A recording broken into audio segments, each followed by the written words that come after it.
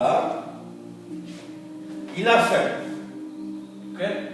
Commençons à partir du verset 2.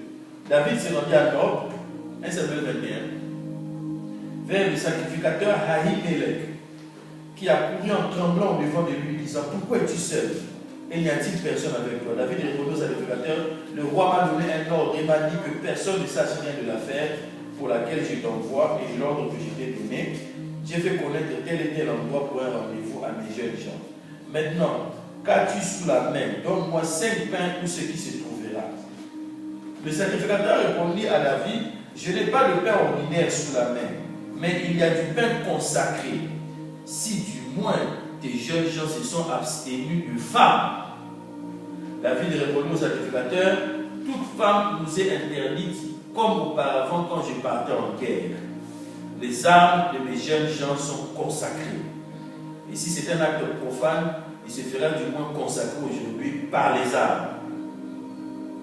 Alors le sacrificateur donna du pain consacré, car il n'y avait là d'autre pain que du pain de proposition qu'on retire de devant l'Éternel pour le remplacer par du pain chaud du jour où on le reprend.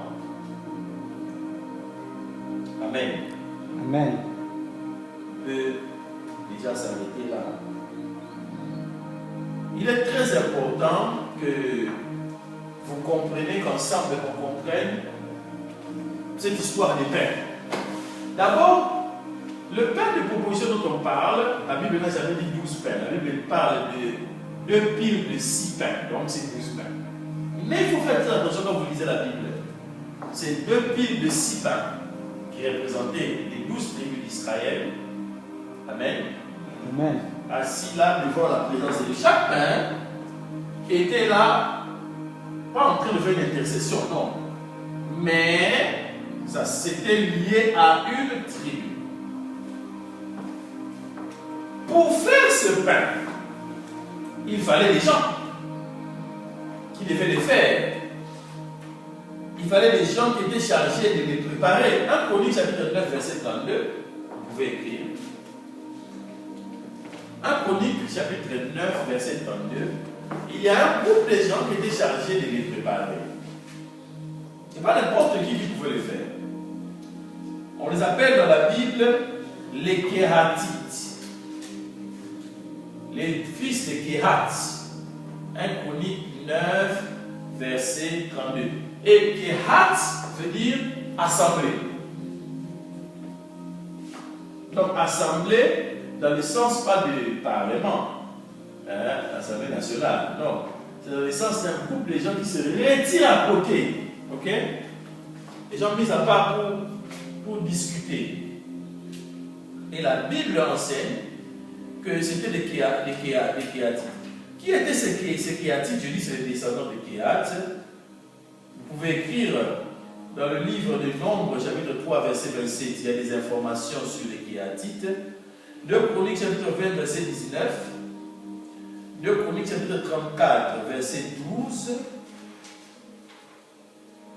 Et là-bas, partout, on va découvrir qu'il faisait quoi. Particulièrement dans 1 Chronique, chapitre 6, verset 33. Et dans 1 Chronique, chapitre 10, verset 21, on montre que les Kéhatites, c'était les enfants du deuxième fils d'Aaron. Donc c'était les Lévites. Le premier fils d'Aaron s'appelait Éléazar. Éléazar. Lui c'était le premier fils.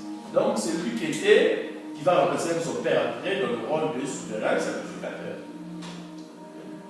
Lui avait le droit, en tant que souverain sacrificateur, de sanctifier les ustensiles. Hein? Mais les Kéhatites, tout ce qu'ils pouvaient faire, c'était porter la table de proposition. Ce que vous devez comprendre, c'est que pendant la marche dans le désert, la table de proposition devait être portée. Même pendant la marche, les pains là devaient être sur la table, même pendant la marche. Est-ce que vous comprenez ça? Ce n'est pas des gens quand arrivait le moment pour les enfants d'Israël de quitter un endroit pour marcher, parce que les enfants d'Israël s'arrêtaient quand la colonne de feu, la colonne de nuée s'arrêtait. Et quand la colonne de feu, la colonne de nuée s'élevait, les enfants d'Israël pliaient leurs bagages et ils suivaient la colonne de feu, la colonne de nuée. Et en ce moment-là, il y avait des équipes pour transporter les choses.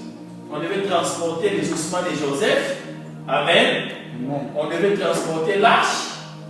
On devait transporter aussi la table.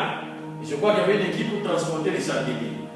Et sur cette table, les pains là étaient en pile de 6. Même pendant la marche, ils devaient être en pile de 6. Là, voilà, est-ce que vous me comprenez? Amen. Pourquoi? Parce que le témoignage devait être perpétuel devant la présence de Dieu. Souvent, nous pensons que Dieu, on le traite avec nous que quand on est dans une position de traiter avec nous. Je vais prendre un exemple très simple, par lequel nous tous nous sommes déjà passés plusieurs fois, et nous passerons encore dans le futur. La frustration, la colère, la peine. Quand tu es en colère, tu es frustré, ou tu es triste, honnêtement, prier, ce n'est pas facile. C'est souvent la plupart des gens, quand c'est même une situation, il y a des situations qui t'énervent, qui sont au-delà de ton contrôle. Et qu'est-ce que tu peux faire? En tant que chrétien, tu sais que tu dois prier. Tu le sais. Ce n'est pas que tu refuses. Ton cerveau sait que tu dois prier. Mais ton âme n'est pas prête à prier. Maintenant, la différence entre les gens qui ont mature, les gens qui ont mûri dans les choses de Dieu, c'est la capacité de prier malgré cette colère. Est-ce que vous comprenez? Parce que le pain doit être devant la présence de Dieu, quelle que soit la saison. Est-ce que vous comprenez? Parce que c'est comme la bouteille de parfum. Le parfum doit être devant la présence de Dieu, quel que soit le moment. Amen, ma soeur. Amen.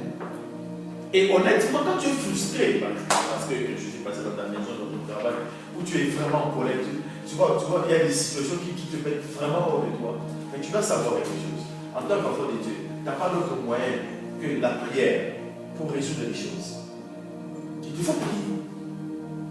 L'art de prier quand même ton âme te dit ne prie pas. C'est ce qui va faire de toi quelqu'un qui a mûri et qui commence à maîtriser les choses.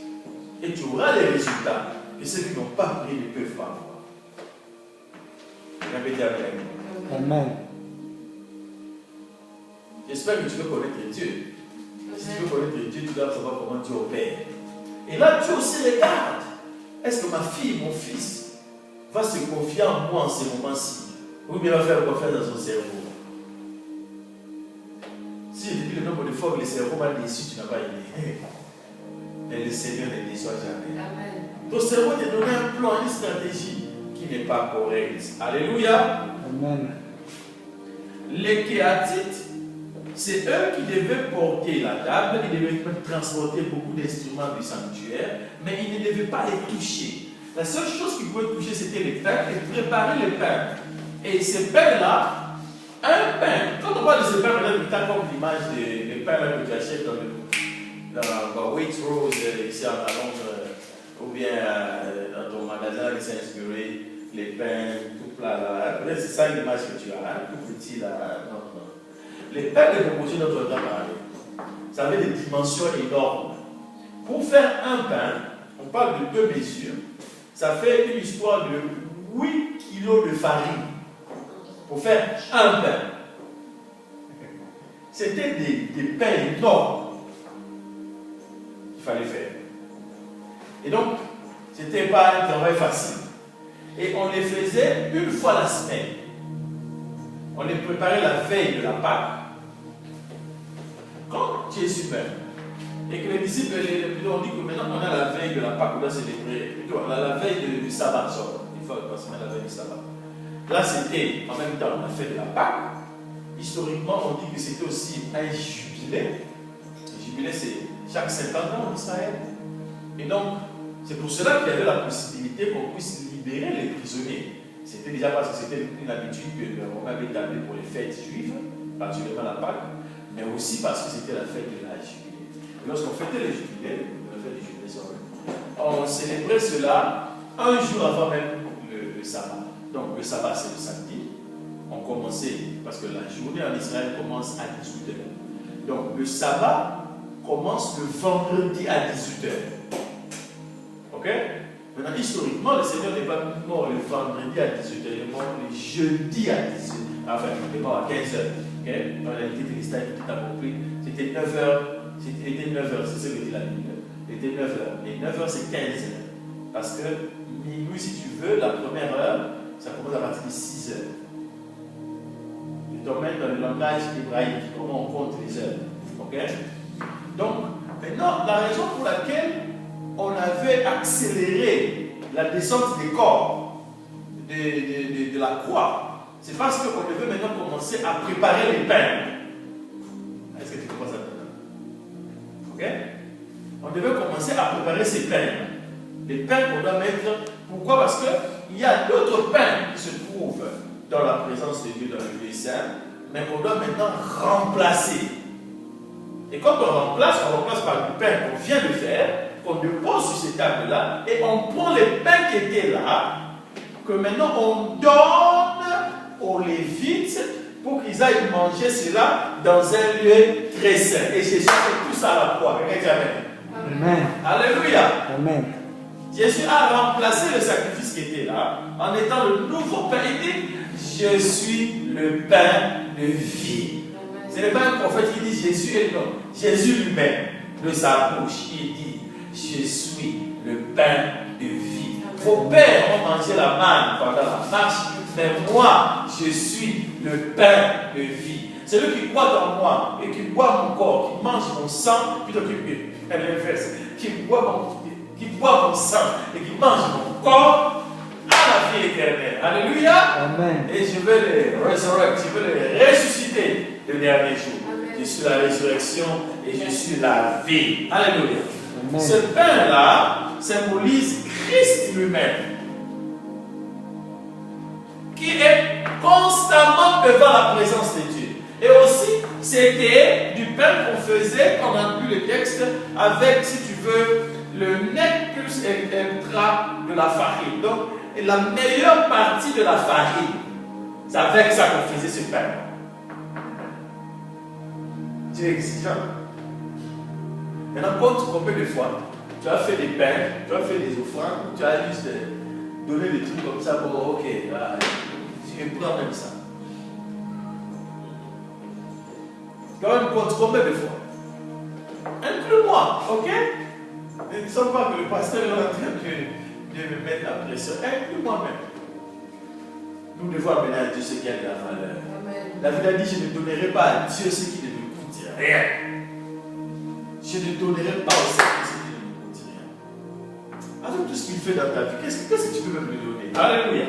Amen. Donc les 12 pains sont là aussi pour parler prophétiquement pour la vie de chaque tribu. Quelque chose était devant la présence de Dieu pour leur vie. Tu les vois là-bas en dehors, dans la vie normale, les 12 tribus, en train d'avoir la victoire.